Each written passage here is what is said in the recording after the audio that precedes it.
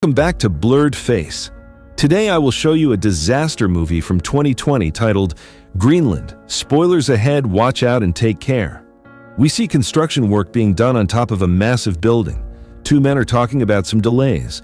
The one that's frustrated with the situation is the boss, John. Moments later, he's driving his car listening to the radio about an interstellar comet that will fly by close to Earth. He arrives at a suburban neighborhood and walks up to a house reluctant to go in. He enters a room where a woman is seen on a treadmill. It's Ollie, his wife. They have an awkward conversation surrounding their child, Nathan, and his upcoming birthday party. The son arrives and is excited to see him. They go to his room and talk about a drawing he made of the coming comet named Clark. As they're laying on the bed, it's revealed that the boy is a diabetic. They talk about John's separation from his mom. Later, the three of them are in a living room listening to the news about the comet.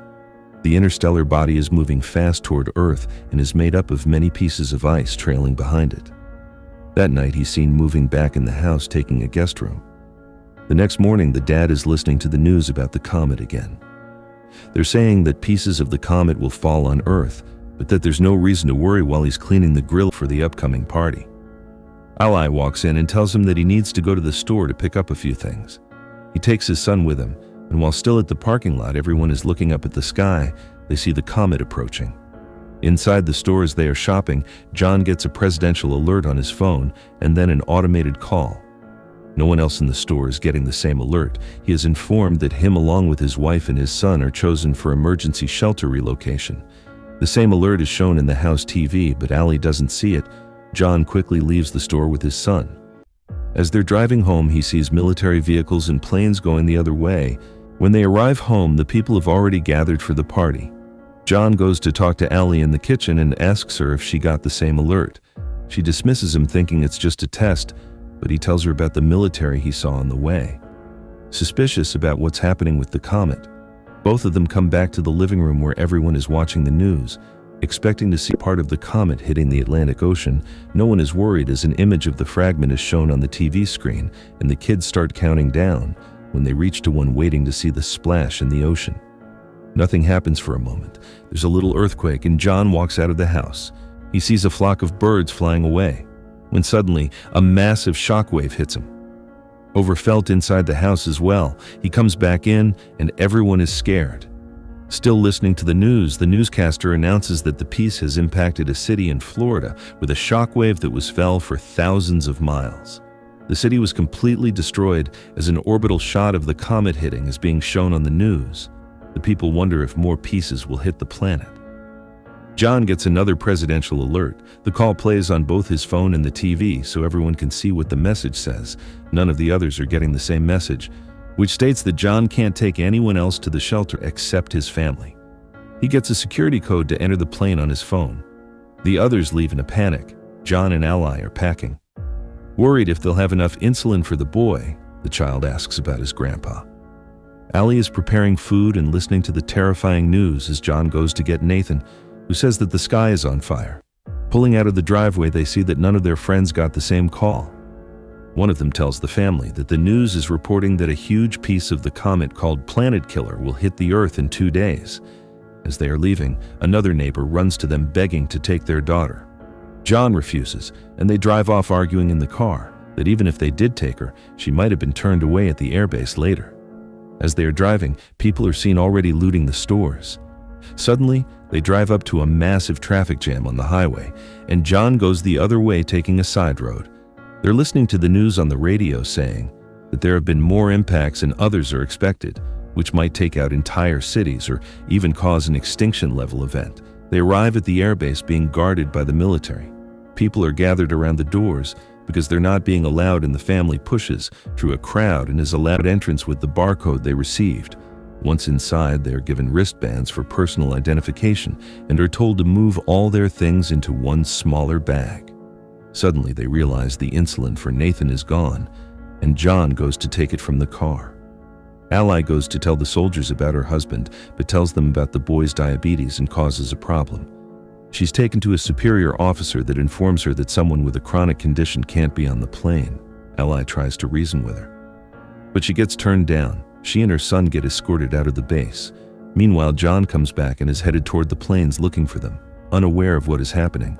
John boards one of the planes that's about to take off and tries to reach Ally, but one of the passengers there sees the insulin and tells him about the rules regarding chronic illnesses. John panics and asks to leave the plane. Suddenly, the base gets breached and the people start shooting toward the military.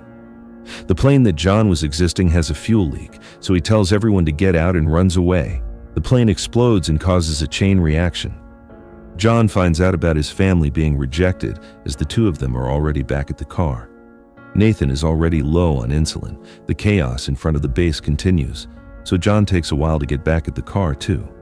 Once there, he finds a message from Ally that she's taking Nathan to her dad's place, so John goes after them on the road. There, Ally and the boy get to a pharmacy. She checks his blood sugar and they go to find insulin for him. Suddenly, a gang walks inside and starts shooting, killing people all around. They manage to escape and get into a car with some people that will take them part of the way to her dad's. The couple Ally is riding with start acting strangely, very fast. Eventually, they throw her out the car, take her wristband, and drive off with her son, leaving her stranded on the highway. Meanwhile, John is lucky enough to find a ride up north as well. Inside the truck, John sparks a conversation with one of the men, Colin, who tells him that they are headed to Canada, where the driver knows someone that has a plane and can take people to the shelters. Apparently, the military has set up the shelters on Greenland. The man tells him to find his family and meet him in Canada so they can take one of the planes to another. One of the people in the truck eyes John's wristband and demands that John gives it to him, but when he refuses, a huge fight unfolds. The fight causes the truck to swirl and crash, throwing the people from the back out. The fight continues regardless, and John ends up killing the guy. Colin dies in the crash. In the meantime, Ally gets another ride toward the base, where the people that took Nathan are headed. He is still seen riding with them when they get to the airport base. At the first stop, as they are showing the wristbands, the boy tells the soldier that those people are not his parents, and the soldier gets them escorted away, taking him inside. Later, Ally gets there too and tries to find him from one stop to another, from one medical unit to another.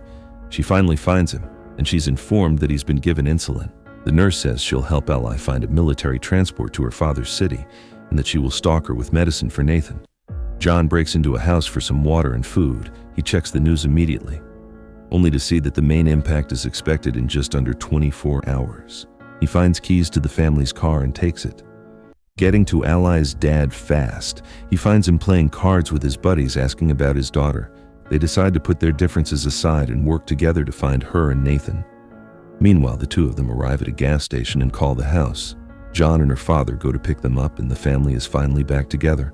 All of them get back to the house and see that the information John got about the shelters was true. He convinced his ally that they should go to Canada and try their luck, so they prepare for the journey. There, unfortunately, they can't convince Allah's father to join them. Suddenly, a giant piece of the comet falls nearby, prompting them to go immediately. Ali's father gives John a gun and says his goodbyes, staying behind as they drive away.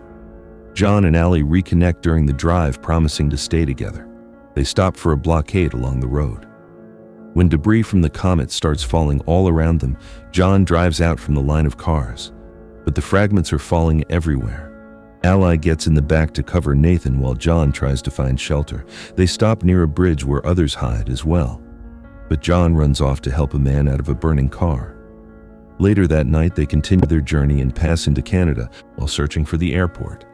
They listen to the radio and discover that they don't have much more time until the biggest part of the comet hits Earth and destroys more than 75 of all living things. As they drive, they see one plane getting air and another almost taking off, so they chase after the second one. John stops the plane by driving right in front of it. The pilot is reluctant to take them in, since he is already at full capacity, but they succeed in convincing him. John has a dream about better times, and when he wakes up, they are approaching Greenland. The place seems unaffected by the comet, until a moment later a fragment impacts the water and creates a shockwave that hits the plane. Both engines are failing as the pilot tries to keep the plane in the air. They glide through the air, landing smoothly, but hit the glacier. The pilots are pinned on impact, but John isn't able to help them. He sees a military plane land a mile away, so he shows the people from the plane there. And when they arrive, a military truck takes them in and gets them to the shelter as they are going inside. The planet killer hits the impact will reach them in a matter of minutes, and the people are still getting deeper inside the shelter. Once inside, they brace for impact and a flashback is seen of their previous life. When they were happy together, 9 months later, the planet is desolated. Cities ruined completely. A radio signal is searching for survivors and establishes a connection, informing the receiving end that the dust has settled and there is no radiation. The hatches of the shelter open and reveal that the family is still alive, facing the ruin of the planet as a symbol of hope. They see a bird flying outside and start coming out of the shelter as the Earth is seen from space. Radio signals communicate from all around the globe. There are people still alive everywhere on the